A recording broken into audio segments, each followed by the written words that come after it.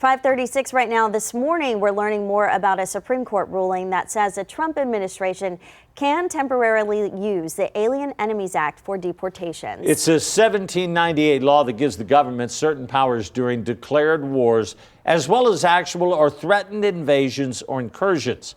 It's what the U.S. used to detain Japanese nationals during World War II. The administration wants to use it to deport Venezuelan nationals it alleges have gang ties.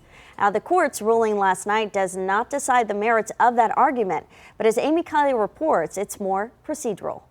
This is a win for the Trump administration. The Supreme Court is allowing deportation proceedings under the Alien Enemies Act for now, but with stipulations. The ruling throws out a U.S. district judge's order. President Donald Trump says on social media it's, quote, a great day for justice. You can use these additional authorities, such as the Alien Enemies Act, to target these terrorist organizations. But the Supreme Court says the men involved in the case can challenge the use of the Alien Enemies Act. They just have to do so in the district where they're detained. The justices say anyone facing deportation under the wartime law should have that opportunity. The ACLU calls that a victory. It comes after ICE sent alleged Venezuelan gang members to an El Salvador prison while legal challenges were still playing out. They actually, as a practical matter, can get to the courts and not be whisked away in the middle of the night like was originally done in this case. Another ruling from the Supreme Court yesterday involves a Maryland man erroneously deported to El Salvador. The justices say the U.S. doesn't have to bring him back for now. That they can whisk someone out of the country by accident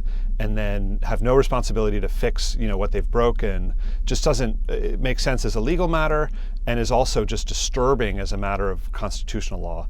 Amy Kiley, KENS 5. Now, the White House says that deportation was due to an administrative error. Advocates say it raises questions about how ICE verified potential gang ties of the other people it sent to prisons in El Salvador.